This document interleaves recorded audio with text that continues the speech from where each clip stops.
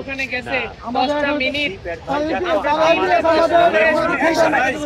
আমরা ওনাকে 10 মিনিট সময় আমাদের জন্য হবে না। আমরা ওনাকে 3টা প্রশ্ন করব 10 মিনিট মানে রবিবারের টাইমটা ওনার বাসা বাসভবনে যখন গিয়েছিলাম তখন বলেছিল কি বলেছিল জানেন? আমি বলি প্লিজ আমি বলি ওনার বাসভবনে যখন গিয়েছিলাম আজকে কি সমস্যা একটু বলুন। লাস্টে আজকে কি সমস্যা বললো কি জানেন? প্রধান উপদেষ্টা শহীদ পরিবারের কথা বলতে সময় নাই, এটা স্ক্রিন মেসেজ পাঠাইছি, স্ক্রিন দেখতে পারবেন। দেখেন আমাদের যদি বলে রাত 12টায় যাব 10 মিনিটও ওনাকে চিন্তা করতে হবে। আমরা তো ওনার শহীদ পরিবারের জন্য ওনার 10 মিনিট না সবাই যাব না, বিশ্বাস করবেন না বাংলার মানে আমরা সবাই যাব না। আমরা আজকে তোমরা একটু শোনো, আমি জিজ্ঞাসা তোমাদের সকালে কি দেখছি আমাদের এফসি সেন্টার আমি দেখতেছি শহীদ পরিবারের সদস্য যার পরিবার থেকে একটা সদস্য যায় সেই কষ্টটা বুঝে, এটা কিন্তু আমি বুঝতে পারবো না। যার ছেলে গেছে সে বুঝে ছেলে হারানোর বেদনা, যার স্বামী গেছে সে বুঝবে স্বামী হারানোর বেদনা, এটা কিন্তু আমি বুঝতে পারি। আমি আপনাদের সাথে একদম পুরোপুরি একমত, কিন্তু হয়েছে যে আমাদের এই যে পাবলিক যে সহানুভূতি আমাদের প্রতি আছে এইটাকে আমরা যেন বিনষ্ট না করি। এই যে ঘন্টার পর ঘন্টা দিনের পর দিন রাতের পর রাত রাস্তা বন্ধ করে দিচ্ছি, মানুষ কিন্তু আমাদের উপর ভালো দৃষ্টিতে এটা দেখে না। তো শেষ করি আমি শেষ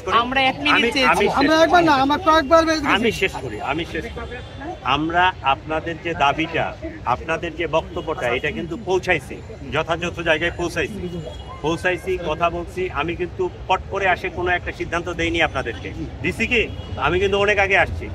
আমি এইটা ওখান থেকে পাওয়ার পরে আমি এইটা রাজি করাতে সম্মত হয়েছি। রবিবার দিন শহীদ পরিবারের সদস্যদের সাথে উনি বসবেন। আপনি 2 ঘন্টা আগে জানেন, আমি কিন্তু এখন পাইছি। আমি কিন্তু এখন পাইছি। আমাদের শহীদ পরিবারের কেন্দ্রীয় একটা গ্রুপ আছে, সেখানে 850 শহীদ আছে।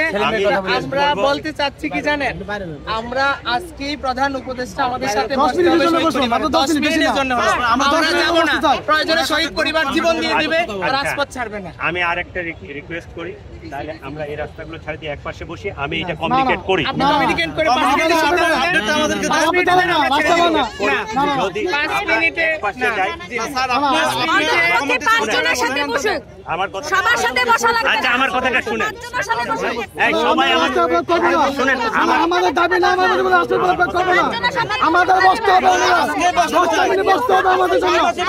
আমরা 10 মিনিট সময় চাই, আমরা 10 মিনিট সময় চাই। এই রবিউল বললে